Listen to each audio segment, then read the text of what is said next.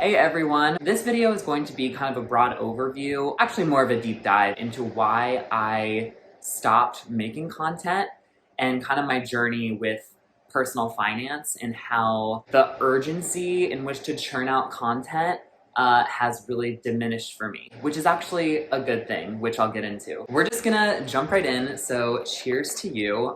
Let's get into it.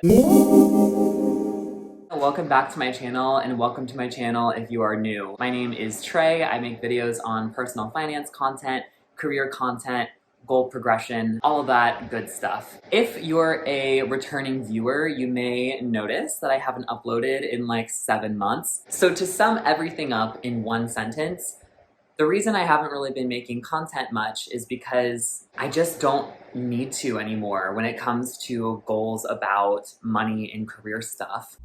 Hi, this is Editing Trey. I just wanted to note that by saying that I don't need to anymore, what I really meant to say was I don't exactly have the intrinsic motivation to anymore, because a lot of the motivation was mainly just due to the fact that I was so strapped for cash and for money because I was in these low-paying jobs and I had such high student debt. So it really held me accountable. That's the main thing. It's accountability. I'm luckily at a point right now where I don't have to hold myself so accountable because my journey has progressed from being strapped and paying off debt to now I have excess cash, and it's more just about where do I want the savings to go. So I'll dive deeper into that in a second. My last 2 years have been pretty comfortable in this new job. It's actually really only been like a year and 3 months. But at my current job, it's the best job that I've ever had. I've made many videos about that and kind of my career progression journey since I graduated college in 2018. So if you're interested in that journey, feel free to check out any of the other videos that I've made, especially on job hopping or like salary updates. This job that I have right now as a customer experience analyst at a startup media company has been just really good for not only my career, but especially my money. So I currently make $75,000 with a $10,000 bonus. So my current compensation yearly is $85,000. I'm pretty much guaranteed the full bonus unless I really screw something up or the company takes like a huge downturn. As some of you may know, I started off this personal finance journey only making $37,000 a year. So I've effectively doubled my salary in the past like 2.5, 3 years, which has been amazing and such a whirlwind of a ride. And in that time, again, for those of you who haven't checked out my other content, I was on the traditional like Dave Ramsey, get out of debt as fast as you can plan, or a debt-free journey.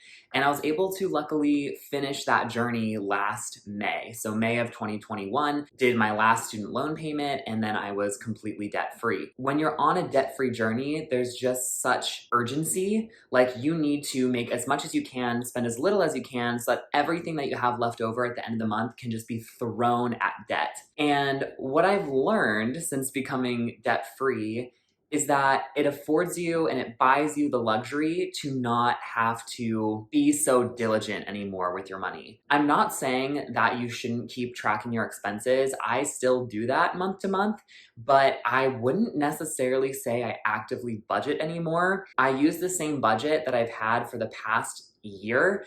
I save a flat amount every single month. For me right now, that's $1,600. And apply that to any type of bucket category that I want to apply it to. Sometimes that's investing, sometimes that's saving, which I will get into the breakdown of that in the later part of this video when I talk about my current goals. But basically, since I don't have such a dynamic model anymore of just trying to be as scrappy as I can and then giving an update like, oh, I was able to pay this much towards debt this month. Essentially, the content in terms of progressing towards goals is pretty boring. And to me, wouldn't be that fun or rewarding sharing with my audience, because it would just be every single month, yeah, I'm $1,500 or $1,600 closer to this goal. And that's pretty much going to be stagnant until I get a significant wage increase. In addition to that stagnation, I'm really enjoying my career right now. And as you may know, if you've seen my other content, I've never been in a place like that. I've never had this before. It's a very new thing. And so I do want to take a lot of my energy and focus it into my job, which is naturally going to change the type of content that I'm creating. Because if you watch my other videos, I've made so much content about, working in a job that you hate just so that you can get money to afford basic necessities, or having to live in a different area because you can't afford to live in a nicer one, or, you know, just like common shit that working class and middle class people have to deal with, right? And I'm definitely middle class. I'm not trying to like claim that I'm working class. But anyway, I finally feel like I'm getting over that hump. Like I enjoy my job and I was actually promoted. So to me, I'm on like a good path, and a lot of the content would actually be more positive. Well, I think that's a good thing. It's definitely a big tonal shift, I think, of this channel. This channel was originally created to be like, hey, let's try and get unstuck together like in corporate America. It's actually in my little description on my channel. And so if I were to keep talking about my life and my career, I think that message would almost shift to like how to thrive in corporate America, which I'm not even exactly sure is the right message that I want to throw out there. Obviously, I want people to be able to thrive in their lives, but I also recognize and believe that there are so many things inherently wrong with this system, and I want to be really careful to not put out the message that I'm encouraging people to embrace capitalism and force themselves to, you know, try and rise up the corporate ladder and like rise and grind. Like that's not the message that I want to put out there, but it's what I've done. And again, I recognize that I'm coming from a place of privilege. My parents helped pay for like over half my college. And yes, I still had student loan debt. And yes, I still put in the work to get rid of it. But I recognize that I'm coming from, you know, a huge place of privilege to be able to actually work effectively in this system and actually have the ability to like level up and put in the work to get those results. You know, I want to make sure that whatever content I'm putting out there, whether it's like career tips, even just my own journey, I know that it's not going to be a catch-all, and I don't want to pretend like the life that I'm living is going to work for all people. So Trey, cool. What does that mean for what video content you're going to put out into the void? Well, I'm so glad you asked. I think that the tonal shift will just end up happening, right? Like I'm finally in a place where I feel good about what I'm doing and I want to embrace that.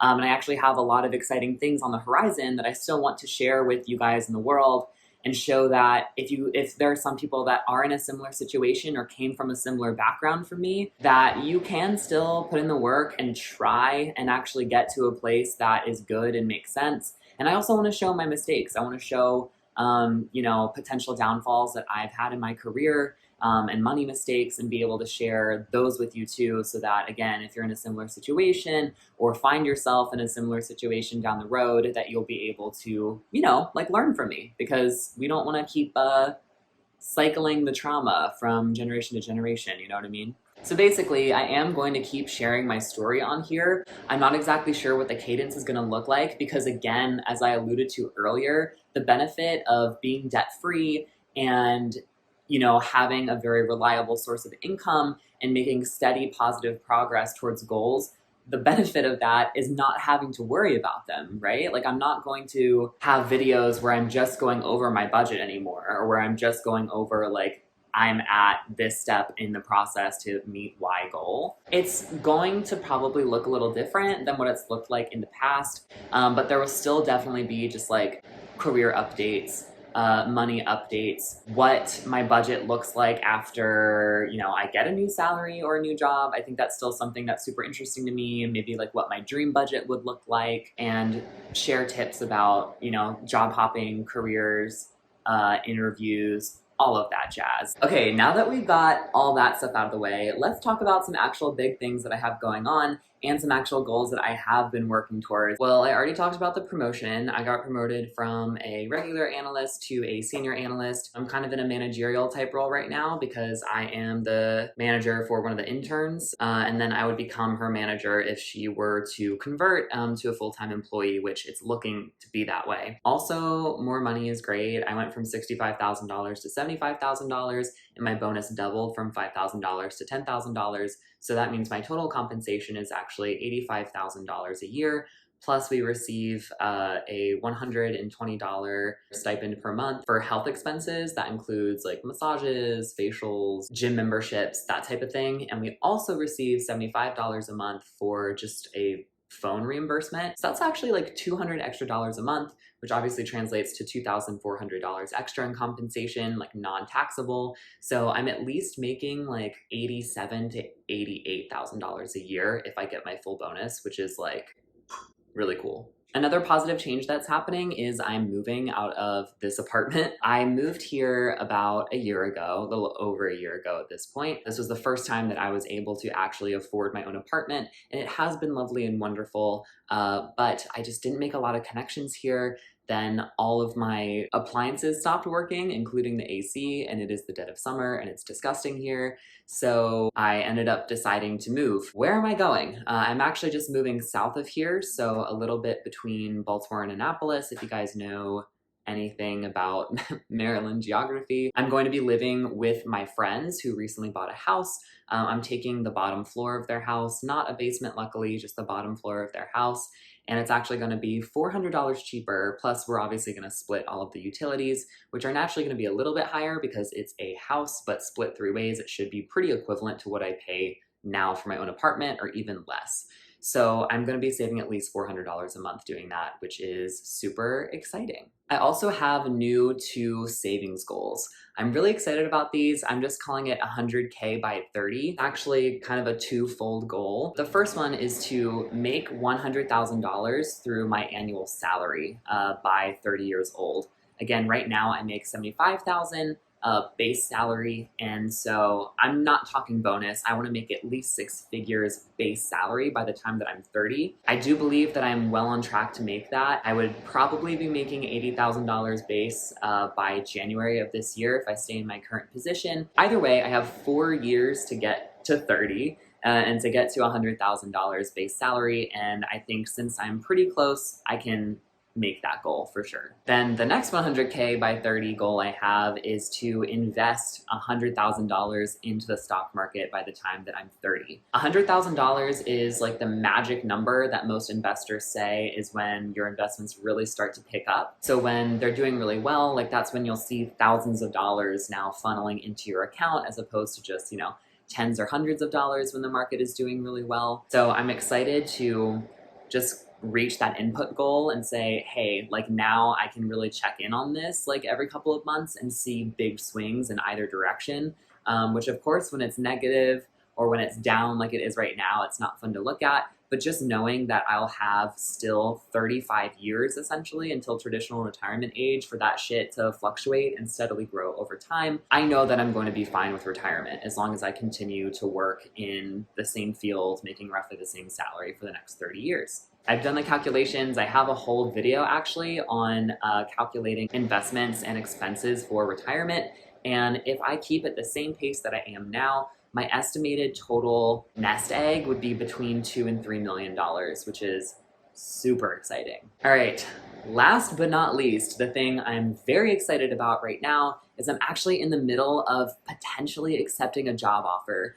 So I was contacted by a recruiter about a position, and I would be essentially doing what I'm doing now, but on a much larger scale. The only thing about it, it's a contract to hire position.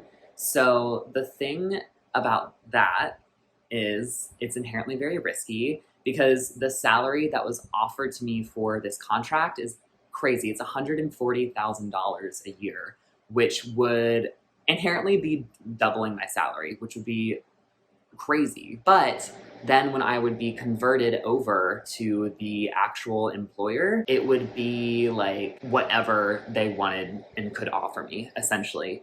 So in most cases, that means that the salary would be lower. I'm like 100% positive that it would be in this case because the offer for the first year's salary that the recruiting company is offering me is just so high. I know I'd be taking a hit, but if the base salary that the employer can offer is at least 6 figures, it would definitely be a positive movement for me. So I'd be willing to take that risk because one, it's a bigger company.